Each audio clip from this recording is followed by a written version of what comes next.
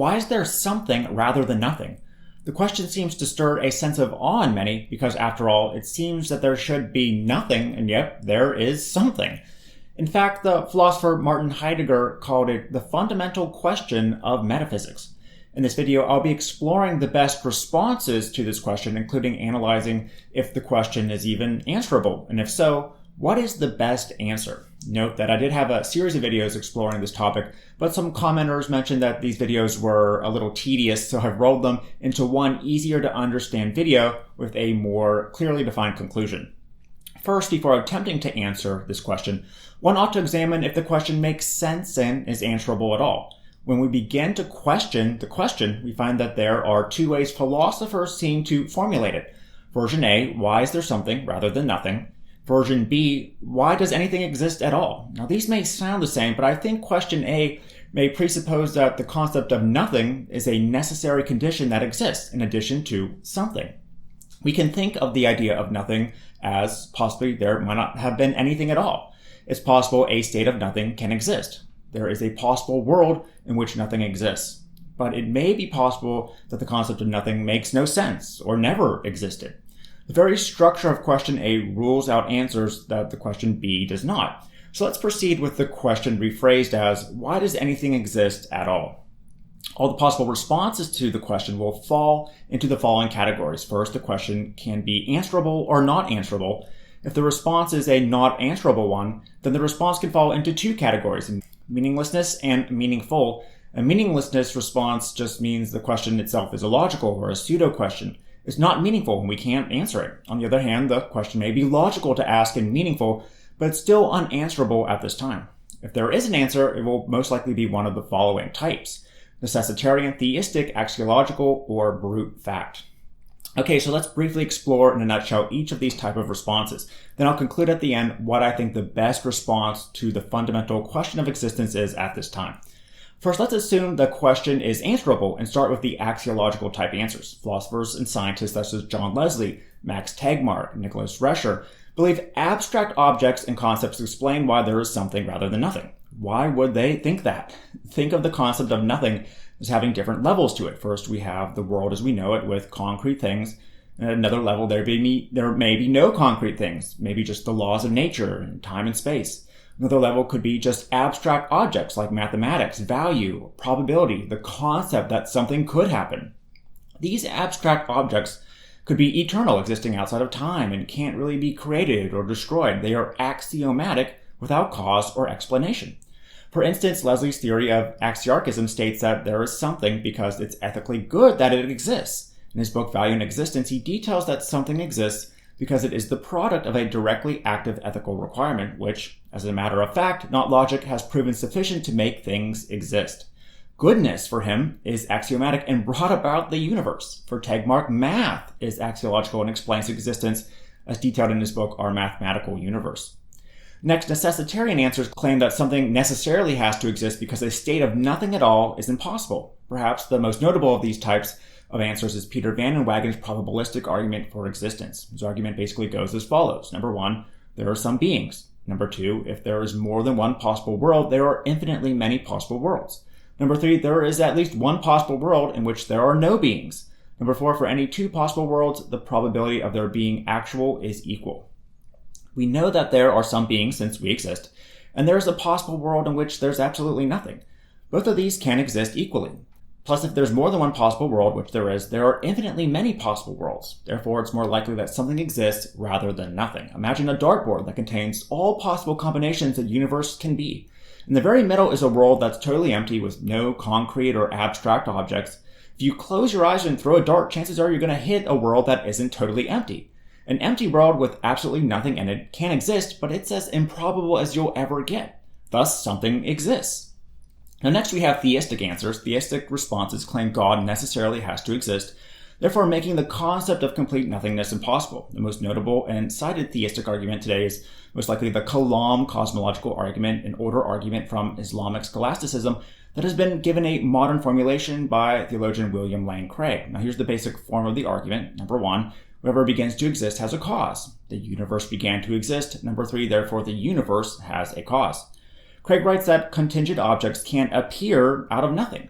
Craig defends that the universe had a beginning by citing a proof created by 11th century Persian Muslim philosopher Al-Ghazali that actual infinity is impossible, so things can't have infinite series of causes. So, given its conclusion, Craig appends a further conclusion based upon an analysis of what caused the universe as follows. Number 4, the universe has a cause. If the universe has a cause, then an uncaused personal creator of the universe exists, who without the universe is beginningless, changeless, immaterial, timeless, spaceless, and enormously powerful. Number 6, therefore, an uncaused personal creator of the universe exists, who, since the universe is beginningless, changeless, immaterial, timeless, spaceless, and infinitely powerful. Essentially, the cause of the universe had to be all-powerful, all-knowing, and all-benevolent because we're here in existence contemplating the issue. What or whoever caused the universe had to be able to conceive of us, be powerful enough to create it, and be benevolent to bring us forth. Now, this matches the traditional Judeo-Christian definition of God and his attributes. Therefore, something exists because God is a fundamental fact of reality. Now, however, not all are convinced of this and similar theistic arguments, leading us to the brute fact response. First, a brute fact is a fact that cannot be further explained or explains itself. Bertrand Russell, in his famous debate on the existence of God with Frederick Copleston in 1964, stated, "There's no explanation needed, and the universe is just there, and that's all." For Russell, the universe is a brute fact that needs no explanation. If theists essentially claim God is a brute fact, why can't atheists claim that the universe, or energy, is a brute fact?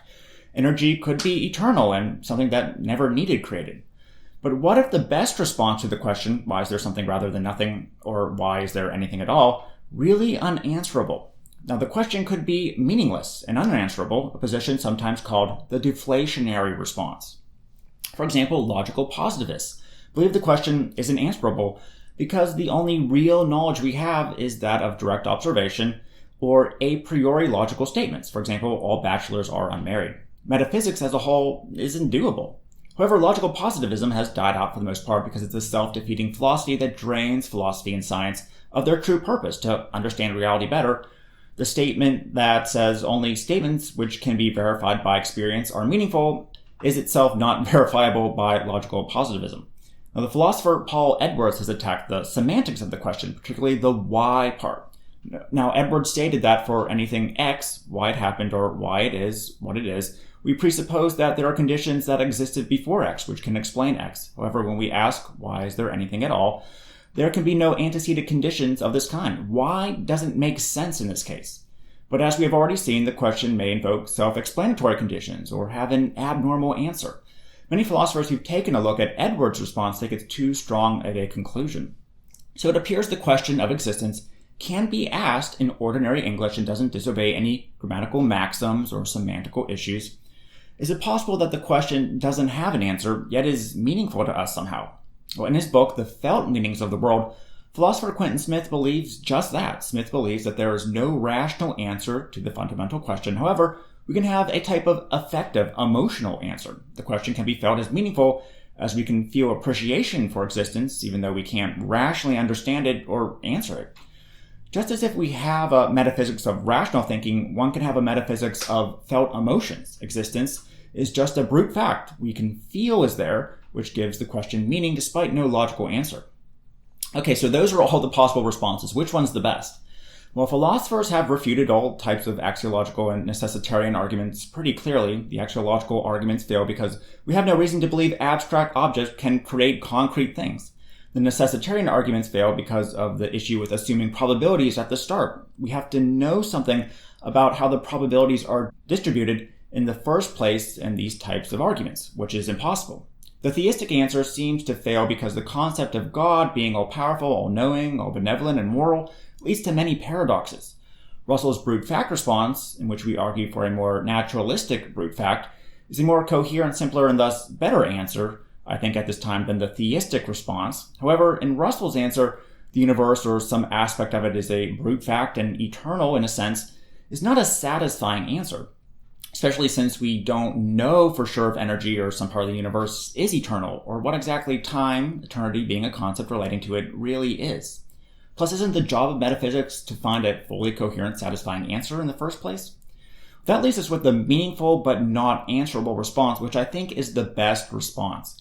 I think the best response is that if there is an answer, it lies outside of human conception and language, at least for the time being. For instance, we run into trouble when we try to conceive of the idea of a pure nothing. Now, doesn't the concept of pure nothing mean that pure nothing can't be pure nothing then? Well, perhaps to some degree we can conceive of this concept. Still, it seems that we are beginning to seriously push the boundaries of language and logic when we attempt to dive in and answer the fundamental question or provide a space in which to answer it. This concept of nothing seems like a paradox to me. Human language and reason have hit a black hole of knowledge, so to speak, which for right now we can't clearly see past. And even if we can conceive of a pure nothing, I think a coherent, satisfying answer certainly lies beyond our understanding at the moment. Now, there may be a point where we can answer this question, which we should strive for. Just saying that because we don't know the answer right now, therefore we shouldn't waste time, money, or resources pursuing an answer is a bit of a self-fulfilling prophecy. So we should continue to ask the question, but not let it totally consume our lives and get on with living. So let me know what you think of anything covered in this video and your answer to why is there something rather than nothing. Let me know in the comments below what you think.